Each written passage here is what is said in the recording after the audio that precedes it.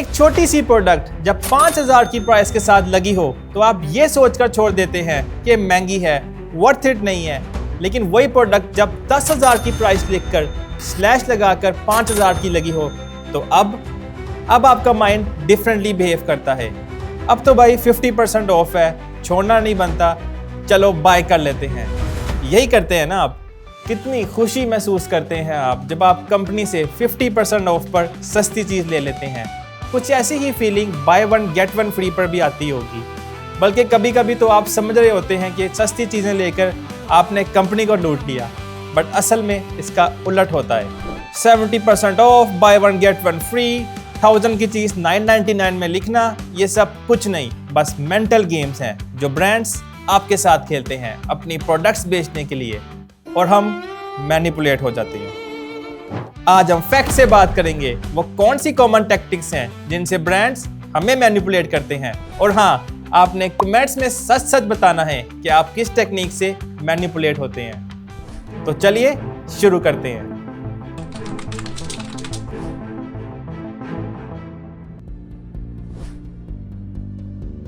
आखिर प्राइसिंग में ये सब कुछ 99 पे क्यों एंड होता है?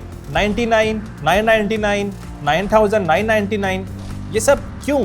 कभी नोटिस किया है कि ऑलमोस्ट हर चीज़ की प्राइस 9 पे ख़त्म होती है? फूड पांडा में ₹499 वाला बर्गर, आउटफिटर्स में ₹3999 की जीन्स और दराज पे 34,999 वाला स्मार्टफोन। आखिर क्यों कंपनीज 1000 की जगह 999 रुपये लिखती हैं, जैसे उस ₹1 से आपने मुल्क के सारे कर्जे उतारने हो। बल्कि अब तो वो ₹1 भी वापस नहीं मिलता। कुछ साल पहले एक कैंडी टॉफ़ी आ जाया करती थी, लेकिन अब तो कैशियर को भी पता होता है कि 999 की चीज़ है तो कस्टमर से 1000 ही काटते हैं। लेकिन ये एक डिजिट कम लिखने के पीछे एक पूरी साइंस है। ये सेल साइकोलॉजी का एक की कॉन्सेप्ट है जिसे चार्म प्राइसिंग या ऑड प्राइसिंग कहते हैं। साइंस कहती है कि जब आप 999 देखते हैं, आपका दिमाग उसे 900 के करीब समझता है, जबकि मैथमेटिकली वो 1000 के ज़्यादा करीब है। ये साइकोलॉजी का एक की कॉन्सेप्ट है, लेफ्ट डिजिट बायस, जहां हमारी नज़र पहला डिजिट और नंबर ऑफ कैरेक्टर्स को देखकर प्राइस को सस्ता समझती है। अब जैसे 1000 में 4 कैरेक्टर्स होते हैं, जबकि 999 में 3 characters. Bye one get one free करके आप कितना खुश होते हैं कि हमें एक ही प्राइस में 2 चीजें मिल गई। आप तो खुश होते ही हैं, लेकिन खुश होने पर आप दूसरे नंबर पर होते हैं, बिकॉज आपसे ज्यादा कोई और खुश होता है। फ्री वर्ल्ड की साइकोलॉजी बहुत पावरफुल है। हम आइटम्स की एक्चुअल वैल्यू एनालाइज करना ही भूल जाते हैं जब फ्री का वर्ड सामने देखते हैं। असल में सब आइटम्स की प्राइस ऑलरेडी एडजस्टेड होती है, कुछ भी फ्री नहीं होता। इसे बंडलिंग स्ट्रेटजी कहते हैं। आप सोचते हैं कि आपको फायदा हो रहा है, लेकिन असल में आप वो भी खरीद लेते हैं जिसकी शायद आपको जरूरत भी नहीं। कई लोकल ब्रांड्स ये तरीका इस्तेमाल करते हैं। जैसे एक लोकल क्लोथिंग ब्रांड अपनी सेल में कहता है 2 शर्ट्स खरीदें, एक फ्री ले जाएं।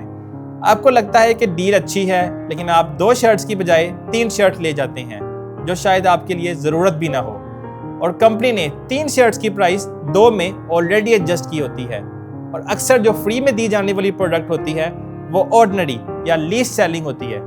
तो कंपनी का स्टॉक भी निकल गया और आपसे 3 शर्ट्स पहनवा कर उन्होंने अपनी प्रमोशन भी कर दी। तो ये फ्री श्री कुछ नहीं होता भाई, वरना आप खुद सोचें, आजकल तो कोई मशवरा भी मुफ्त में नहीं देता, तो प्रोडक्ट तो दूर की बात है। Limited time offer, last 2 days, flash sale, in line से आपके दिमाग में क्या होता है? FOMO, fear of missing out. दराज की 11/11 सेल, आइडियाज की एंड ऑफ सीजन सेल या जुनैद जमशेद के रमजान ऑफर्स, ये सब हमारे अंदर अर्जेंसी क्रिएट करते हैं। फोमो एक तरह का साइकोलॉजिकल हैक है। जब हमें लगता है कि हम कुछ मिस कर देंगे तो हमारा ब्रेन रैशनल सोचना छोड़ देता है, और ऊपर से मैसेजेस, प्रमोशंस, हर जगह पॉपअप्स, इस सब के बीच में हम जल्दी डिसीजन ले बैठते हैं, यूजुअली बाइंग डिसीजन। सोचें, कोई बंदा रात को नींद से अचानक उठकर 11:58 पर ऑर्डर कर रहा हो कि लास्ट 2 मिनट्स ऑफ सेल है, कहीं सेल मिस ना हो जाए। हकीकत ये है कि सेल्स हर वक्त होती रहती हैं, बस नेम्स चेंज होते हैं। समर सेल के बाद इंडिपेंडेंस डे सेल, फिर विंटर सेल, फिर न्यू ईयर सेल, साइकिल चलती रहती है। एक और माइंड गेम जो ब्रांड्स रोज हमारे साथ खेलते हैं वो है स्कैर्सिटी का ड्रामा। जब आप किसी स्टोर या वेबसाइट पे देखते हैं ओनली 2 आइटम्स लेफ्ट या फ्यू आइटम्स रिमेनिंग या हरी 5 पीपल आर व्यूइंग दिस, ये सब सिर्फ अर्जेंसी टैक्टिक है और कुछ भी नहीं। कंपनीज जानती हैं कि जब कोई चीज लिमिटेड दिखे तो हम उसे एक्सक्लूसिव समझते हैं और उसकी वैल्यू हमारे दिमाग में बढ़ जाती है। जब हम सोचते हैं कि कोई चीज रेयर है तो हमें वो ज्यादा वैल्यूएबल लगती है। हम सोचते हैं कि अगर अभी नहीं लिया तो बाद में तो बिल्कुल नहीं मिलेगा और हम फौरन खरीदने लग जाते हैं। कुछ वेबसाइट्स पर एक खास तरीके से आर्टिफिशियल स्कैर्सिटी दिखाई जाती है, जैसे लिमिटेड स्टॉक वाला साइन दिखाना या जानबूझकर स्टॉक में मौजूद आइटम्स कम करके दिखाना ताकि आप जल्दी डिसीजन ले सकें। बेसिकली आपके दिमाग को ट्रिक किया जाता है कि ले ले ले ले ले ले ले ले ले।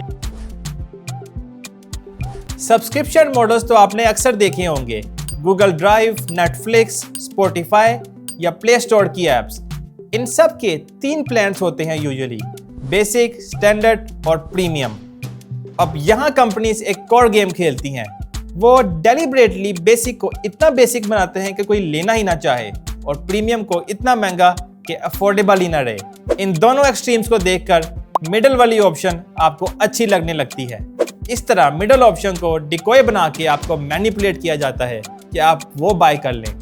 बट गेस व्हाट, यही कंपनी का प्लान होता है। वो चाहते ही हैं कि आप मिडल वाले ऑप्शन की तरफ जाएं और वो उसको सबसे ज्यादा स्ट्रेटेजिकली डिजाइन करते हैं ताकि आपको वही बेस्ट लगे।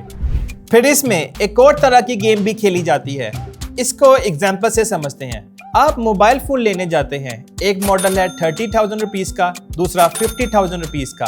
आप कंफ्यूज हैं। फिर एक तीसरा मॉडल आपको दिखाया जाता है जो 45,000 रुपीज का होता है, लेकिन फीचर वाइज वो 50,000 से कम है। अब अचानक आपको 50,000 वाला फोन ज्यादा बेहतर लगने लगता है, यानी वो 45,000 वाला स्मार्टफोन सिर्फ आपको पुश करने के लिए था, एक तरह का डिकॉय। ना वो बिकता है ना बिकना होता है, सिर्फ मार्केटिंग का पॉन होता है। तो दोस्तों, अगर आप ऊपर वाली सारी मार्केटिंग टेक्निक से बच गए हैं तो कांग्रेट्स, लेकिन ये अगली टेक्निक ऑलमोस्ट सबको फंसा लेती है। इसकी साइंस ये है कि पहले आइटम बड़ी एक्सपेंसिव करके दिखाओ ताकि चीज वैल्यूएबल लगे, फिर सेल पे लगा दो, कस्टमर्स को लगेगा कि डील मिल गई। आप एक जूता पसंद करते हैं जो पहले 5,000 का था, अब आपको 3,000 का मिल रहा है। आपको लगता है कि आपने 2,000 बचा लिए, लेकिन असल में शायद उसकी असल कीमत भी 3,000 ना हो। ये प्राइस एंकरिंग है, जिसमें एक हायर प्राइस को दिखाकर आपको करंट प्राइस अट्रैक्टिव लगती है।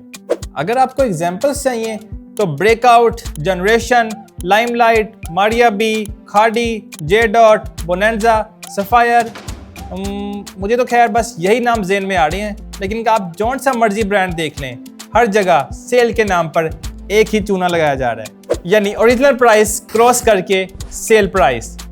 और प्राउडली हम भी ऐसे हैं कि new arrivals, new launch, fresh stock वाले आर्टिकल्स को हम इसलिए अवॉइड करते हैं कि महंगे होंगे, लेकिन जब वही कम सेल होने की वजह से थोड़े सस्ते होते हैं तो लाइनें लग जाती हैं, जैसे पता नहीं हम कितने पैसे बचा रहे हों। लेकिन असल में ये नहीं सोचते कि जो कंपनी ने इनिशियल प्राइस सेट की थी वो फेक और एक्स्ट्राऑर्डिनरी हाई प्राइस थी और सेल वाली प्राइस ही उसकी एक्चुअल प्राइस बनती है। लेकिन खैर, इस पर कंपनीज और ब्रांड्स को शाउट आउट तो बनता है कि किस तरह उन्होंने अपनी ऑडियंस का माइंड रीड किया है। अच्छा, बाय द वे, इसमें एक और फैक्टर भी है। जब कोई हाई प्राइस वाली प्रोडक्ट आपको प्राइस लेस के बाद लो में दिखाई जाए तो ओरिजिनल प्राइस हाई होने की वजह से आप उस प्रोडक्ट को लग्जरियस और प्रीमियम कंसीडर करेंगे। ब्रांड्स ये टेक्निक भी कॉमनली यूज करते हैं, जैसे कोई 10,000 वाली चीज 3,000 में लगा दी 70% ऑफ कहकर, आपका माइंड फौरन 10,000 को देखकर ट्रिगर होगा कि ये चीज तो कमाल होगी और मिल भी सिर्फ 3,000 की रही है, तो छोड़ना नहीं बनता, चाहे असल में उसकी वैल्यू 2,000 भी ना हो। किसी ऑनलाइन स्टोर से जब आप कोई चीज बाय करते हैं तो प्रोसेस क्या होता है? प्रोडक्ट पेज पर आप कोई चीज पसंद करते हैं, पहले तो उसकी प्राइस आपको कम लगती है, आप ऐड टू कार्ट करते हैं और आगे प्रोसीड करते हैं। फिर आप अच्छा खासा टाइम लगाकर एड्रेस डालते हैं, पेमेंट डिटेल्स डालते हैं, कॉन्टैक्ट डिटेल्स डालते हैं, और लेकिन जैसे जैसे आप आगे बढ़ते हैं नए चार्जेस ऐड होते रहते हैं, जैसे डिलीवरी चार्जेस, सर्विस फ़ी, कन्वीनियंस फ़ी वगैरह वगैरह। आखिर में प्राइस काफ़ी ज़्यादा हो जाती है। ये ड्रिप प्राइसिंग है, जिसमें हिडन चार्जेस धीरे धीरे ऐड किए जाते हैं। अब इसमें कस्टमर क्योंकि इतना टाइम लगा चुका होता है, जैसे पहले प्रोडक्ट पसंद करने में, फिर कलर साइज ढूंढने में, फिर सारी डिटेल्स फिल करने और फॉर्म फिल करने में, तो कस्टमर का दिल ही नहीं करता कि वो अपनी मेहनत ज़ाया करे। तो मजबूरन उसे फिर वही चीज़ उसी प्राइस पर लेनी पड़ती है जो बाद में काफ़ी चार्जेस के बाद बढ़ चुकी होती है। और ऑफ कोर्स ये प्राइस पहले दिखाई गई प्राइस से बहुत ज़्यादा होती है। ये technique specially online shopping platform जैसे टीमू, दराज, अली एक्सप्रेस या क्लिकी पर ज़्यादा यूज़ होती है। शुरू में आइटम ₹999 की दिखाई जाती है, लेकिन चेकआउट तक पहुंचते पहुंचते विद डिलीवरी चार्जेस, टैक्स और प्रोसेसिंग फी प्राइस 1500 तक पहुंच जाती है। यही काम फूड डिलीवरी ऐप्स जैसे फूड पांडा और राइडिंग ऐप्स जैसे क्रीम, बाइकिया वगैरह भी करते हैं। आइटम की प्राइसेस स्टार्ट में काफ़ी रीजनेबल होती हैं, लेकिन जब आप चेकआउट करते हैं तो डिलीवरी चार्जेस, सर्विस चार्जेस और पीक टाइम चार्जेस ऐड हो जाते हैं। एंड में आपका ₹300 वाला बर्गर 500 तक का पहुंच जाता है, और ऊपर से उसको देख देख कर आपका मूड भी बन चुका होता है, तो कैंसिल करने का भी दिल नहीं करता। अच्छा भाई, कभी आपने कोई ऐसी ऐप यूज़ की है जिसमें जब आपको सबसे ज़्यादा ज़रूरत हो तो प्राइसेस और रेट्स बहुत बढ़ जाते हैं और आपको मजबूरन वो सर्विस अवेल करनी पड़ती है? अगर नहीं की तो कुछ पर्सनल एग्जांपल्स मैं आपको बताता हूँ। क्रीम और बाइकिया यूजर्स इससे अक्सर रिलेट कर पाएंगे। जब बारिश होती है या रश आवर होता है तो प्राइसेस ऑटोमेटिकली बढ़ जाते हैं। जब डिमांड ज़्यादा हो या आपको राइड की ज़्यादा ज़रूरत हो तो प्राइसेस भी ज़्यादा हो जाती हैं। ये डायनामिक प्राइसिंग एल्गोरिदम का कमाल है। जब आप डेस्परेट हो, आपके पास ऑप्शंस कम हो तो प्राइस ज़्यादा हो जाती है। Pure desperation economy. इसी तरह फूड पांडा और चीते भी पीक आवर्स में डिलीवरी चार्जेस बढ़ा देते हैं। ये स्ट्रेटजी होटल बुकिंग साइट्स और एयरलाइंस भी यूज करते हैं, यानी सेम सीट सेम सर्विस लेकिन different price depending on demand. असल में कंपनीज के एल्गोरिदम्स आपकी एक्टिविटी को क्लोजली मॉनिटर करते हैं और अंदाजा लगाते हैं कि ये बंदा कितना डेस्परेट है। जैसे ऑर्डर या बुकिंग करते वक्त आप कितनी बार सर्च करते हैं, कौन सी डिवाइस यूज करते हैं, टाइम और प्लेस एक्सेट्रा। इन सब को ट्रैक किया जाता है और उस हिसाब से प्राइस चेंज होती है। इट्स टाइम फॉर फैक्ट से कॉन्फिडेंस स्कोर। तो दोस्तों, ये सब टैक्टिक्स मार्केटिंग की दुनिया का एक फैसिनेटिंग हिस्सा है, जहां डिजाइन, प्राइस और टाइमिंग मिलकर कंज्यूमर बिहेवियर को शेप करते हैं। और जब आप इन चीज़ों को समझने लगते हैं तो आप हर खरीदारी में थोड़ा और कॉन्शियस और इन्फॉर्म्ड फील करते हैं। अगर आपको ये वीडियो इन्फॉर्मेटिव लगी हो तो कमेंट ज़रूर करें कि आप किस प्राइसिंग या मार्केटिंग टैक्टिक का शिकार हुए हैं, या आपको कौन सा टैक्टिक सबसे ज़्यादा माइंड ब्लोइंग लगा। और हाँ, अगर आप मार्केटिंग साइकोलॉजी का पार्ट 2 भी देखना चाहते हैं, जिसमें हम फैक्ट से और गहराई में जाके देखेंगे कैसे brands, colour theory, fonts, item placement और इवन बैकग्राउंड म्यूजिक का इस्तेमाल करते हैं ताकि आप ज़्यादा से ज़्यादा खर्चें, तो कमेंट्स में ज़रूर बताएं। मिलते हैं अगली वीडियो में, तब तक के लिए stay smart, stay sharp, only with fact से।